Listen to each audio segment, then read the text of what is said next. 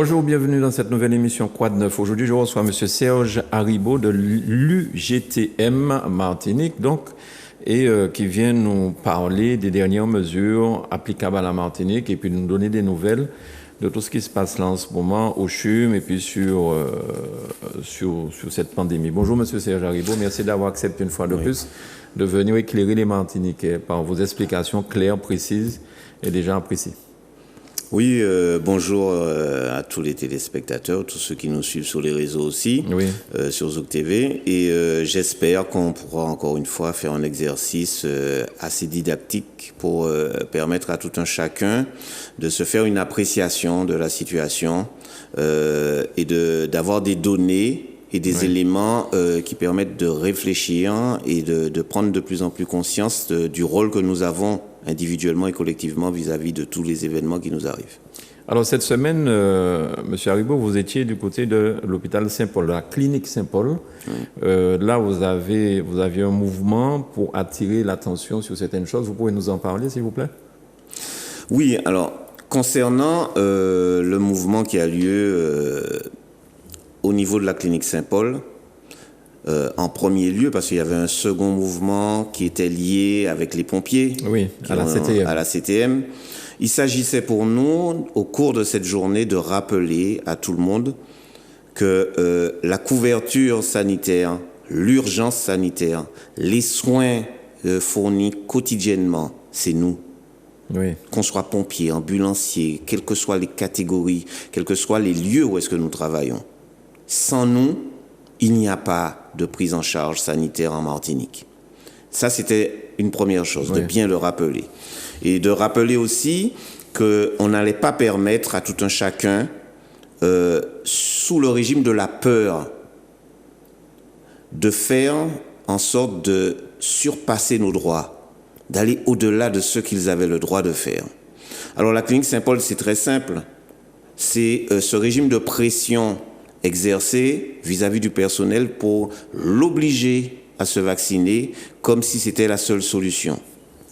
Mais pourtant, il y avait une note du ministre Véran qui disait que c'était pour plus tard, pour les Outre-mer. Alors, on a essayé, quand je dis on, les responsables d'établissement ont essayé de s'engouffrer dans un vide à la suite de ces déclarations. Le ministre a déclaré devant l'Assemblée nationale, quand même, en réponse à 2 députés guadeloupéens, qu'il y avait une suspension du pass sanitaire jusqu'à la fin de la 4e vague. Et ça, en ce qui nous concerne, nous, représentants de l'ensemble des personnels de santé, c'était une réponse à une préoccupation que nous avons mis en avant. Vis-à-vis du taux de vaccination qui est inférieur à ce qui se passe en France, hexagonale, et vis-à-vis de la situation qui avait lieu de prendre en compte pour l'organisation sanitaire. Et nous nous apercevons que plusieurs directeurs d'établissements médico-sociaux faisaient la même chose, sortaient des notes, appelaient les agents chez eux au téléphone pour leur dire à partir du 14, si le 14 vous n'avez pas la première vague, 14 septembre, et le 15, vous serez mis à pied, vous serez suspendu. Donc nous avons tenu le 15 septembre à bien rappeler, parce que nous avions déjà interpellé le lundi 13 l'ARS sur cette question en leur disant, suite aux déclarations du ministre, il fallait un écrit. Il fallait quelque chose qui donne des directives générales à l'ensemble du tissu sanitaire en Martinique, à tous ces responsables d'établissement, pour qu'ils sachent à quoi s'en tenir. Et au lieu de jouer comme ça, parce qu'on avait autre chose à faire que de nous préoccuper de ça, puisque nous sommes toujours en situation de crise sanitaire. Et au lieu de s'amuser à jouer à ce jeu juridique, de trouver les moyens de faire en sorte que tout le monde soit sur dans le même orchestre et ait la même tonalité en même temps. Alors, voilà pourquoi nous étions à la clinique Saint-Paul, parce qu'il a fallu rappeler à cette direction que, premièrement, la parole du ministre devait être appliquée ou alors c'était un mensonge d'État. Et qu'il y avait lieu, encore une fois, que ce gouvernement s'en tienne véritablement à sa parole et s'en tiennent aussi à la vérité qui a été donnée devant l'Assemblée nationale et devant les élus ici en Martinique. D'accord. Donc ça, c'était pour nous crucial. Mais est-ce qu'ils sont revenus à de meilleurs sentiments? Ils sont revenus le jour même. D'accord. Parce que le lundi, l'Agence régionale de santé s'était engagée à envoyer un courrier à l'ensemble des directeurs de tous les établissements de Martinique. Donc, cet établissement avait bien reçu le courrier aussi, qui leur demandait de surseoir à ces dispositions, qu'il y aurait des directives qui seraient données, qui concerneraient tous les établissements. Est-ce que c'est parce que c'est une clinique privée ils sont peut-être en dehors de la juridiction de l'État, ils peuvent faire un petit peu comme ils veulent ou... Alors, je ne crois pas qu'on soit en dehors de la juridiction d'État. En tout cas, nous sommes pleinement, nous, dans nos fonctions, que ce soit dans le public ou dans le privé. Contractuellement, nous sommes des salariés. D'accord. Et il n'y a pas de non-droit. Et de toute façon, qu'on s'entende bien juridiquement, vous savez que l'État n'a pas le droit de s'immiscer dans un contrat individuel, dans le privé. Et que là, on est en train de jouer un jeu juridique qui va donner beaucoup de fil à retordre à tout un chacun. Il y aura énormément de dossiers au prud'homme ou au tribunal administratif si ces gens-là persistent dans ce temps-là. Mais est-ce que ce n'est pas la loi d'urgence qui leur permet de zigzaguer comme ça, de contourner les choses? À aucun moment, le Code du travail n'a pas disparu. Au contraire, même s'ils essaient de le traficoter, il est toujours là. Et le Code du travail est applicable dans le privé. Et les dispositions réglementaires concernant la fonction publique, hospitalière ou territoriale sont toujours applicables, notamment pour les pompiers. Et il y a lieu de bien que tout le monde comprenne bien que nous sommes bien dans notre rôle. Que certains pensent que nous sommes là comme des trublions qui arrivons sur la scène. Non, nous sommes là bien dans notre rôle de défense. C'est pour ça qu'il y a des organisations syndicales.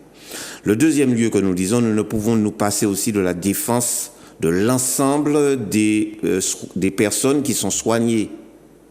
Oui. Donc, des patients, des personnes qui ont besoin de consultation, qui ont besoin d'avoir des diagnostics. Et ça, nous sommes pleinement dans notre rôle lorsque nous disons « Attendez, n'appliquez pas ça n'importe comment parce que vous aurez des difficultés à persister comme ça parce que la continuité des soins est indispensable et c'est elle qui doit nous dicter les conduites que nous devons avoir. » Bien. Donc sur ce point-là, par exemple, on peut donner l'exemple de la Guadeloupe.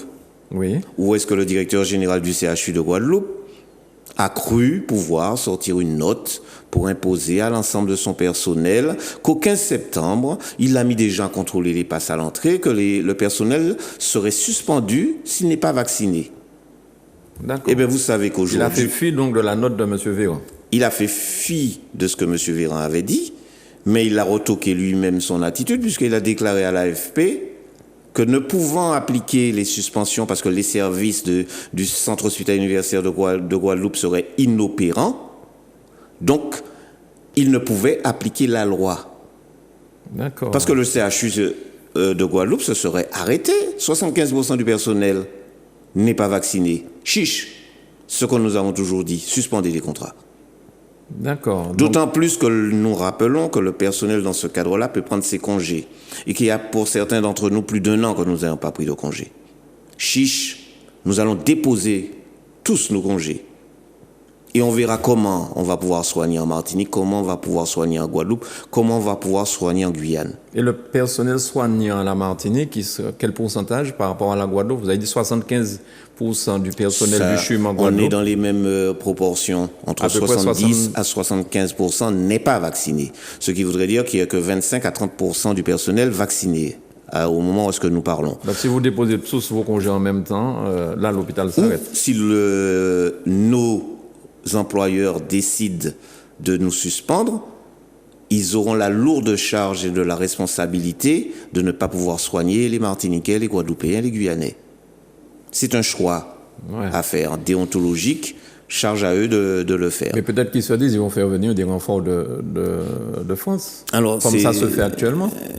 Les renforts de France, il suffirait d'écouter le dernier témoignage qu'on a entendu à partir d'aujourd'hui là sur des réseaux d'un certain Olivier, il me semble, qui dit bien que c'est une désorganisation. C'est un soignant qui est venu en Martinique. C'est un soignant qui est venu en Martinique dans le groupe des soignants. On nous a dit qu'il y en a eu plus de 1000 qui sont venus en Martinique en renfort.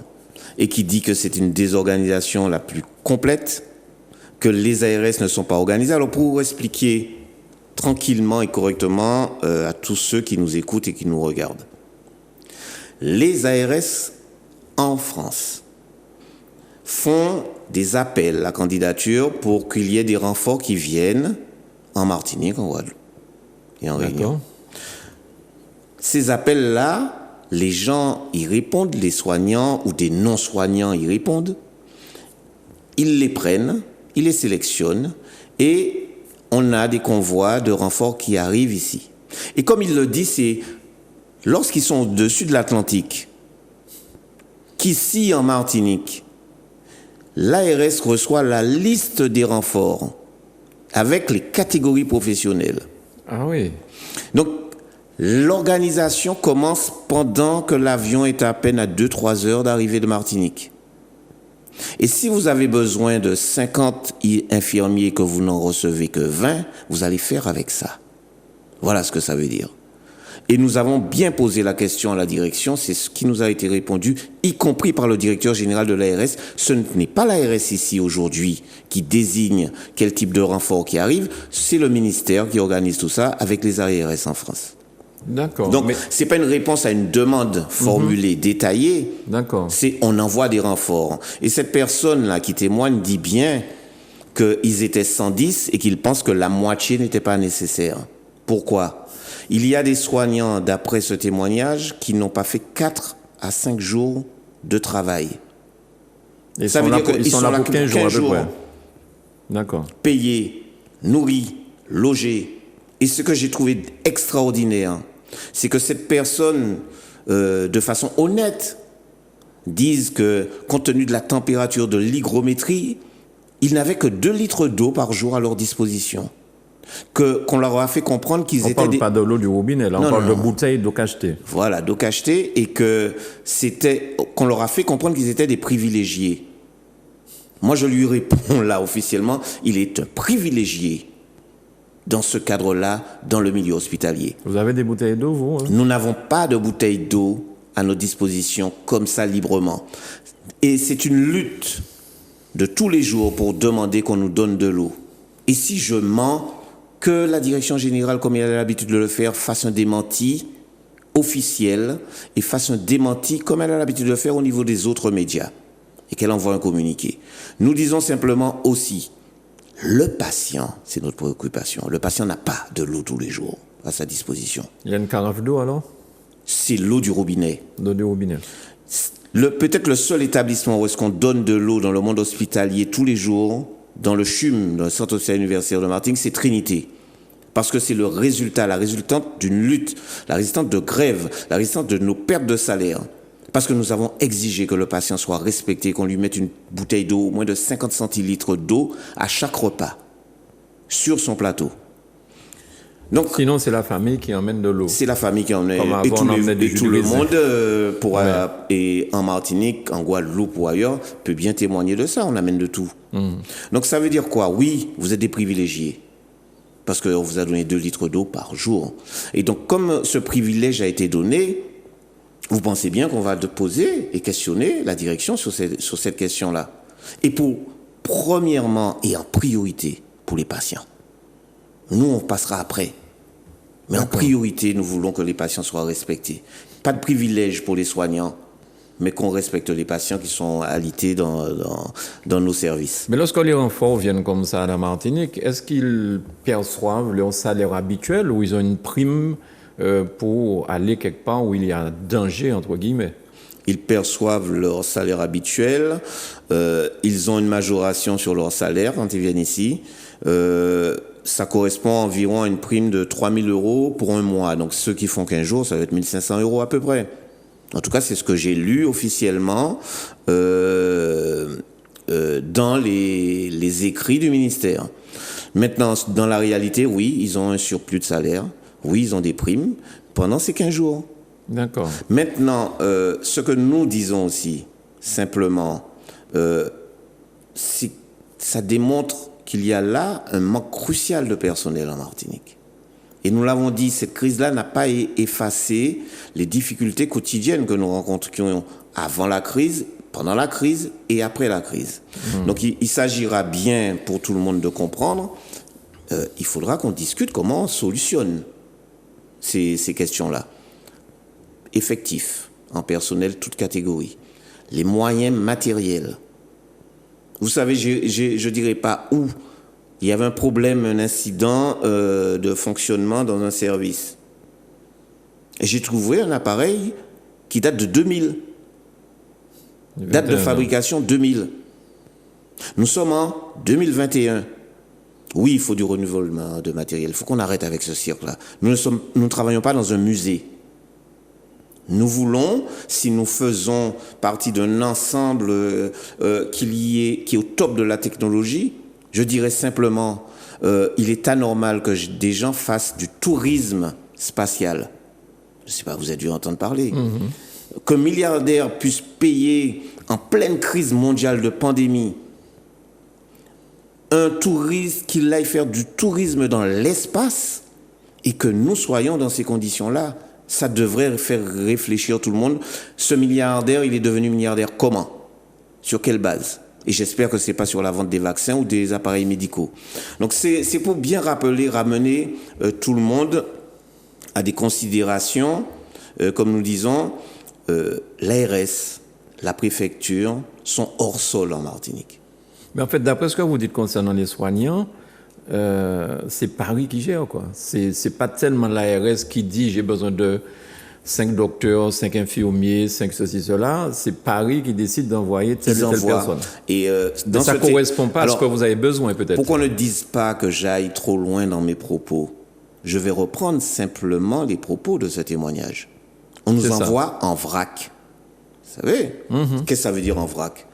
Ou tenez besoin, vous voyez, voilà ce que ça veut dire. Et il dit bien que c'est pour montrer et que ils ont tous, et c'est pas un témoignage, il dit qu'ils ont discuté entre eux et qu'ils considèrent que c'est une action simplement politique pour montrer que le gouvernement envoie bien des gens en Martinique. Mais l'organisation n'est pas à la hauteur de la crise que nous étions en train de vivre. Et de toutes les façons, la composition de ces renforts n'était pas à la hauteur. C'est pour ça que je dis que c'est une politique hors sol, parce qu'elle ne tient pas compte du territoire, du vécu que nous avons. Et des véritables besoins dont vous avez besoin. Des véritables besoins. Alors là où est-ce que c'est extraordinaire, nous n'avons reçu aucun médecin pour aller faire des diagnostics pour la population, celle qui est particulièrement touchée par des Covid. Nous avons vu qu'ils envoyaient des gens dans les vaccinodromes, mais on n'a pas vu qu'on envoyait des soignants pour combler le désert médical que nous avons en Martinique. Nous n'avons pas suffisamment de médecins libéraux pour faire face à une telle crise. Ils sont surbookés. Ils ont besoin de renforts. Donc il aurait fallu, comme nous l'avions préconisé, qu'ils mettent des centres de suivi pour les personnes touchées par le Covid. Alors, oui, ils ont prévu là un calendrier avec le pass sanitaire. OK, mais ça ne règle pas la problématique. Mais à partir de quand ce pass sanitaire va entrer en jeu? Alors, le 3 octobre, en tout cas en ce qui concerne nos établissements, au niveau des établissements de santé, mise en place du pass sanitaire pour les visiteurs, les consultants, les gens qui viennent de l'extérieur, qui viennent pour rentrer dans les établissements, qui soient maisons de retraite, EHPAD, cliniques ou hôpitaux. Je rappelle que ce calendrier prévisionnel non discuté avec nous. Et je vous rappelle que nous avons des revendications qui sont dans un préavis de grève du 14 juillet. Donc nous faisons qu'enregistrer pour le moment ce que nous n'avons pas encore reçu par écrit. D'accord. 3 octobre, mise en place du pass sanitaire. Alors on demandera aux personnes extérieures à l'établissement de présenter soit un test de moins de 72 heures, soit une vaccination complète de doses. Nous avons questionné l'ARS sur ce point-là, en disant notre incompréhension, c'est le fait que des gens aient à présenter un test avec un pourcentage d'erreur, d'accord, mais un test de moins de 72 heures. Mais qu'on nous fait croire qu'on va laisser passer des gens qui sont vaccinés de doses, mais qui ne sont pas testés. Quelle est la protection complémentaire? Parce que nous disons simplement, là on n'est pas encore en train de parler du personnel. Nous voulons justement, si vous voulez mettre des garanties, que vous dites que c'est ça qui va garantir. La garantie, elle est à quel niveau de pourcentage? 100%, 90, 80, 70? Là, vous parlez des gens qui viendront, des visiteurs, voir les malades. D'être certains qu'ils ne sont pas contaminés. Même s'ils ont les deux vaccins. Même s'ils ont un vaccin. Pourquoi? Et ça, nous le rappelons tranquillement. Aujourd'hui, les données scientifiques sont incontestables. Ça, c'est pour nos grands Grecs à plus de 20, bac plus 20, qui nous déclinaient tranquillement. La vaccination, c'est la seule solution, c'est 100% de garantie. Non. Aujourd'hui, nous savons qu'il n'y a pas une garantie totale. Et loin de là, c'est l'expérience que vit dramatiquement Israël. Lorsqu'on est vacciné complètement, on peut être contaminé, se retrouver dans un service de réanimation, intubé, c'est ce qui se passe en ce moment à Israël, et qu'on peut être contaminant. Ce qui veut dire que lorsqu'on nous dit que quelqu'un vient avec simplement une attestation de vaccination 2 doses, ça n'a pas matché en les Fidjimoun, non, qu'il n'est pas contaminé et que pas contaminant. Alors, l'ARS nous a répondu, ils vont mettre les masques. Ce sera obligatoire. Donc, on a dit, bien, d'accord. Donc, la protection ultime, c'est le masque. Ce sont les gestes barrières. Ce sont les dispositions d'hygiène et de respect d'hygiène que nous avons dans nos établissements qui nous protègent au maximum. Et que nous allons demander de maintenir.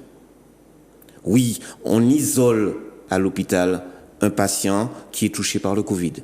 On l'isole dans une chambre individuelle dont la porte reste fermée et dans lesquelles les conditions pour rentrer dans cette chambre sont drastiques. Et c'est ça qu'il faut que la population comprenne. L'ARS n'a toujours pas enlevé les publicités de 4 mètres sur 3 mètres sur les panneaux qui sont en Martinique.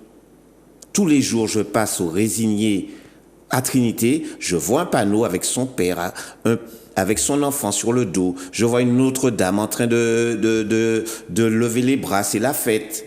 Non, et tout cela sans masque. Sans masque. Les gens qui pensent que la vaccination, c'est la liberté, non, ce n'est pas la liberté. Il faudra continuer tout ce qu'il y a en termes de protection, de gestes barrières, de lavage de mains, d'ouverture chez vous, d'aération et ainsi de suite. Respecter tout ça pour qu'on ne retombe pas dans les mêmes travers. D'accord. Voilà. La deuxième étape, c'est le 24 octobre. Alors là, ils nous disent qu'il faudra le pass pour le personnel de tous les établissements, soignants ou non soignants. Il y en a des catégories qui sont concernées, sociales, médico-sociales, un test de moins de 72 heures et au moins une injection. Donc, vous voyez, le 3 octobre, on demande à la population qui vient à l'hôpital d'avoir au moins 2 injections ou bien moins de 72 heures de test. Mais le personnel, c'est moins de 72 heures et au moins une injection. On a bien demandé quelle différence vous faites entre le 3 octobre et le 24 octobre. Donc, je vous vois sourire, c'est qu'on se comprend. 14 novembre, on demandera à l'ensemble du personnel et d'avoir un schéma vaccinal complet. Voilà le calendrier prévisionnel qu'on nous propose aujourd'hui. Donc, nous allons prendre le temps d'analyser et nous avons dit et répété à l'ARS, la préfecture, le 30 août, nous avait bien dit qu'il y aurait un calendrier de rencontres. Nous attendons ce calendrier de rencontres parce que l'adaptation du pass en Martinique a été annoncée aussi par le ministre. Oui. Et on voit qu'aujourd'hui, le préfet donne et indique qu'il y aura un pass pour les bars, les restaurants. Il a discuté avec qui, quand, où et comment. Donc ça, c'est aussi remettre, on ne se remet pas en question. Nous avons des bons petits soldats qui respectent à la lettre les directives de leur gouvernement sans tenir compte de notre réalité. Je dis simplement une chose. Ces messieurs n'ont pas lu la note d'alerte du Conseil scientifique du 20 août 2021. Du 20 août 2021, qui dit précisément le pass sanitaire, même à 100%, n'est pas une garantie. Mais vraiment pas une garantie.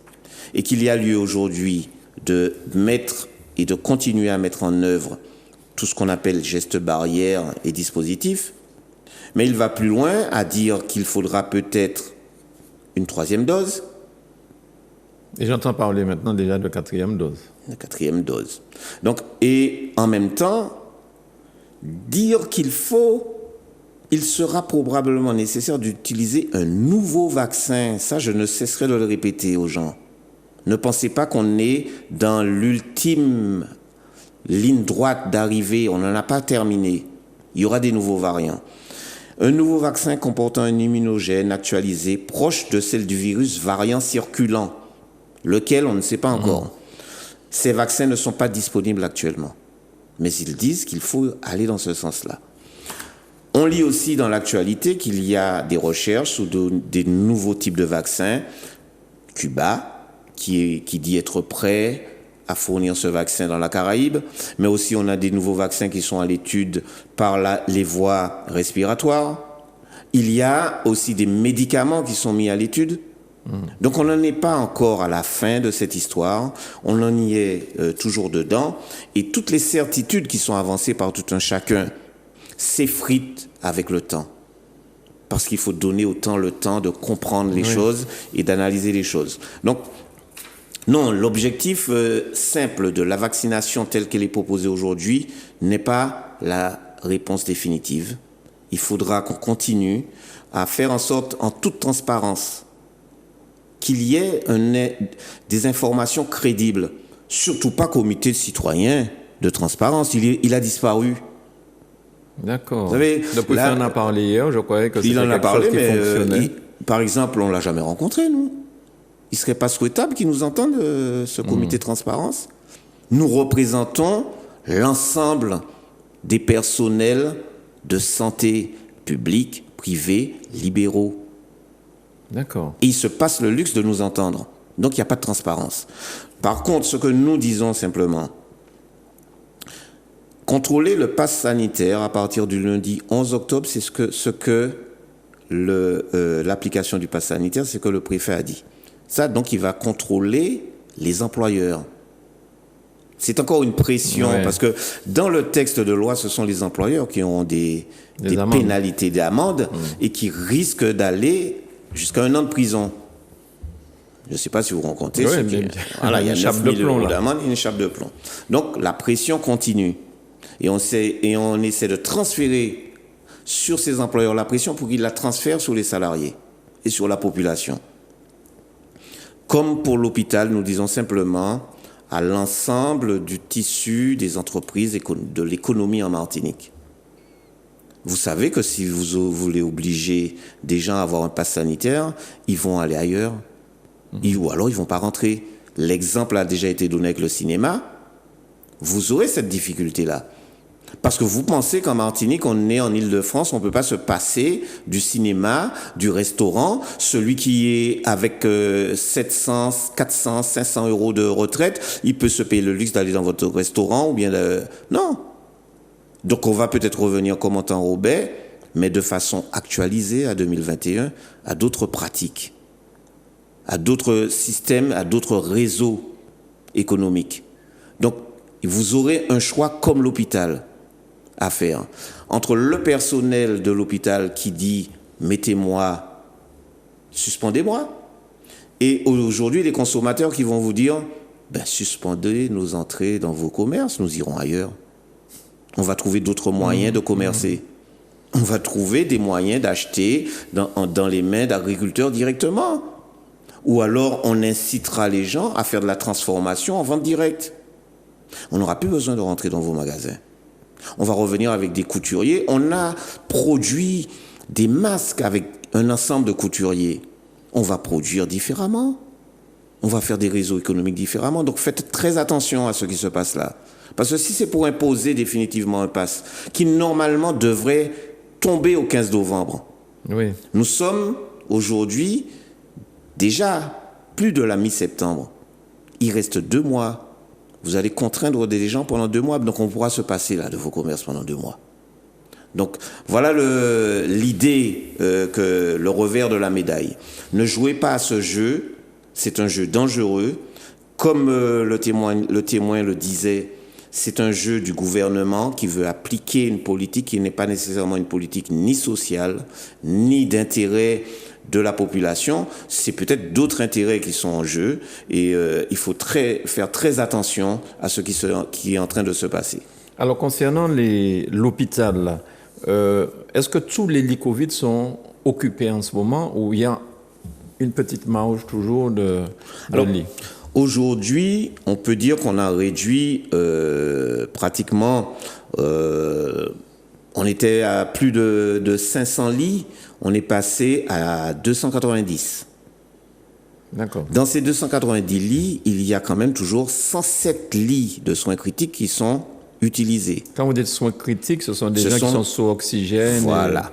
Et en médecine Covid, il y en a 183. Ça veut dire des gens qui sont hospitalisés, qui sont peut-être sous oxygène, mais qui ne sont pas dans un état critique. D'accord. Ils sont peut-être dans un état où est-ce qu'ils reviennent, si vous voulez, de soins critiques, ou alors ils sont rentrés, mais ils ne nécessitent pas de soins critiques, d'être intubés, ou alors de se trouver sous respirateur.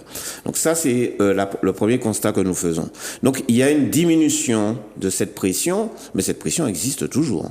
Ça, il faut que l'on en soit conscient. 290 lits immobilisés par le Covid, c'est 290 lits qui ne sont pas à disposition des autres pathologies. Ça, il faut qu'on le comprenne bien. Les accidents de la route, voilà. les cancers, même l'hypertension, les cancers, voilà. Donc ça, c'est un problème de prise en charge de la population. Ce qui veut dire qu'en ce moment même, l'égalité d'accès aux soins n'est pas respectée. Rôle du préfet et du directeur général de l'ARS. Et ça, on ne cesse de le répéter.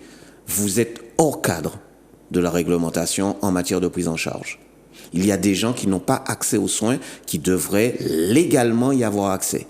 Ce qui veut dire qu'il faudra remanier complètement l'organisation sanitaire.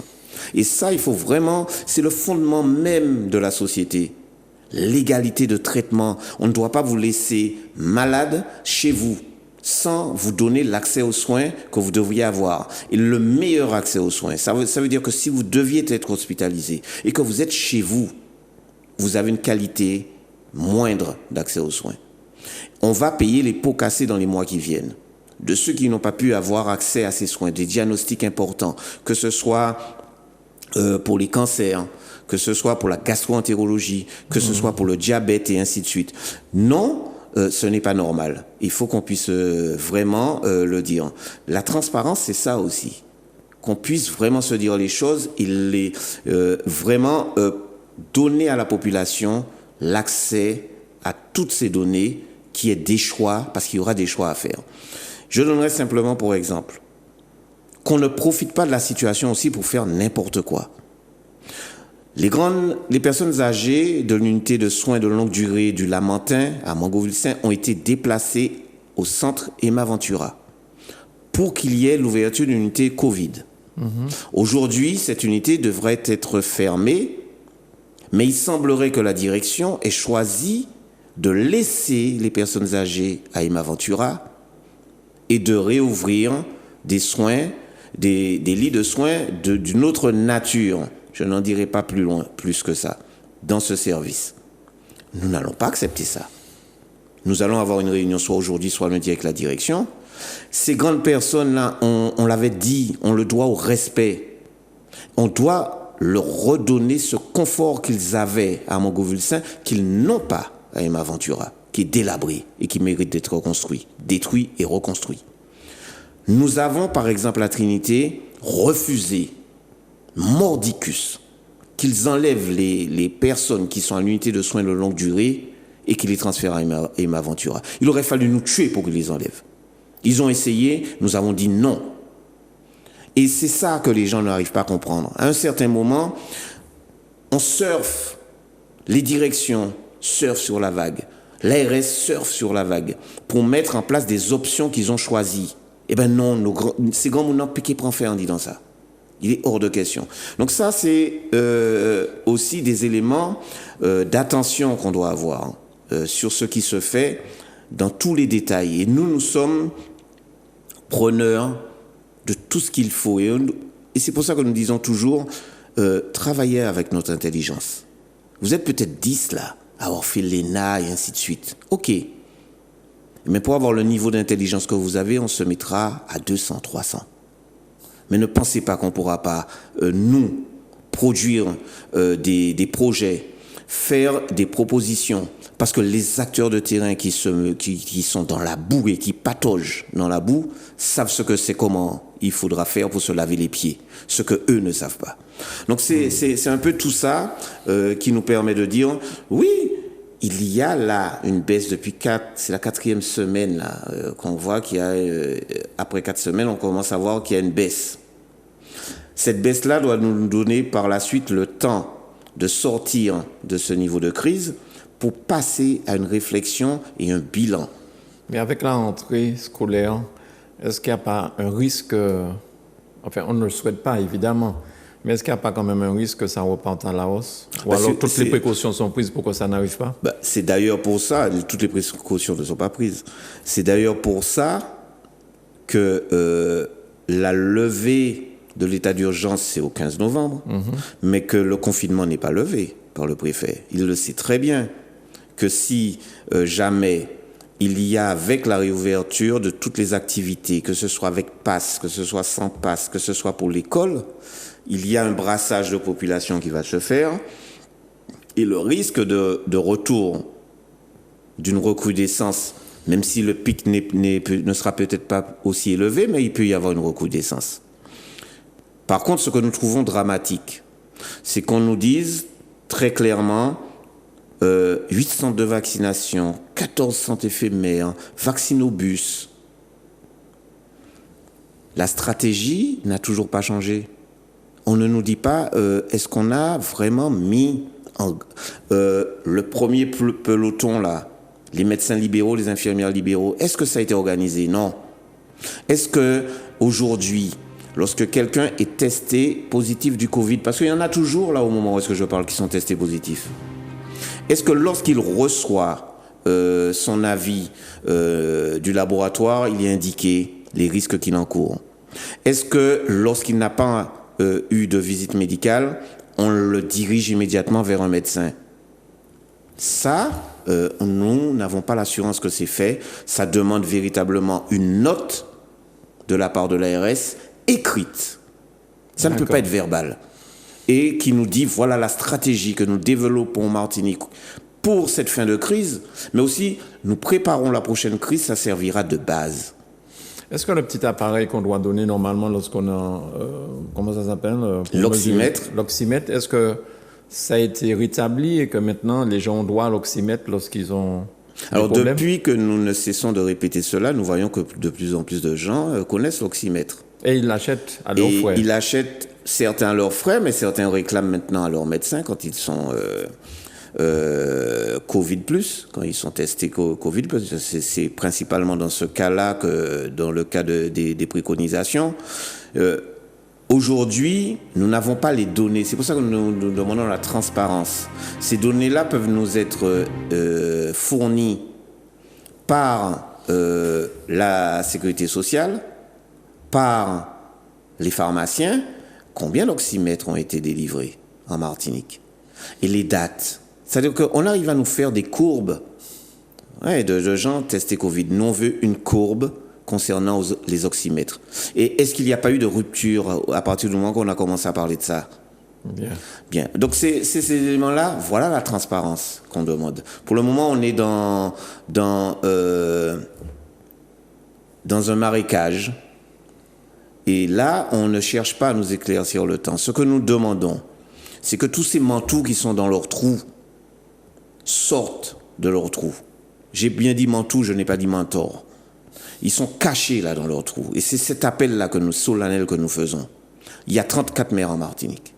Il y a une assemblée territoriale. Il y a des EPCI, il me semble qu'il y en a 3. Oui. 3 EPCI. Cap-Nord, Espace Sud et la Voilà tout ce monde qui doit se mettre en responsabilité. Nous n'avons cessé de le dire. Nous n'avons pas à vous critiquer, à vous donner quoi que ce soit. Nous demandons simplement, on souhaiterait vous entendre. On souhaiterait vous voir agir. On souhaiterait vous voir en responsabilité vis-à-vis de la population.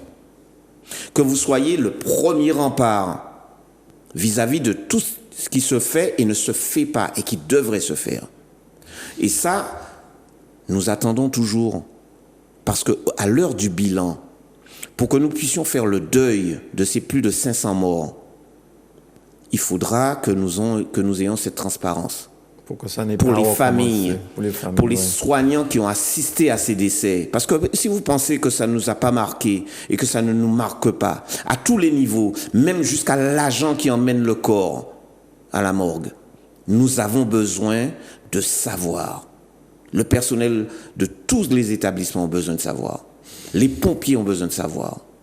Pourquoi ils ont eu à transporter des gens et qu'on ne leur donne pas clairement des réponses. Bien. Voilà. Merci beaucoup, Monsieur Haribo de l'UGTM. Merci pour toutes ces explications. Et nous reviendrons forcément sur tout ça, puisque avec les dates qui arriveront très bientôt. Merci beaucoup, Monsieur Haribo. C'est moi qui vous remercie et ce sera avec grand plaisir qu'on reviendra parce que je crois que vos téléspectateurs, vos auditeurs, au-delà de la Martinique, parce que c'est écouté partout, on s'en aperçoit, ont le droit à cette information transparente et claire, qu'on prend le temps de leur donner et que j'espère qu'ils apprécient. Merci beaucoup. Merci à Manuela pour la réalisation. Merci à vous. Maintenant,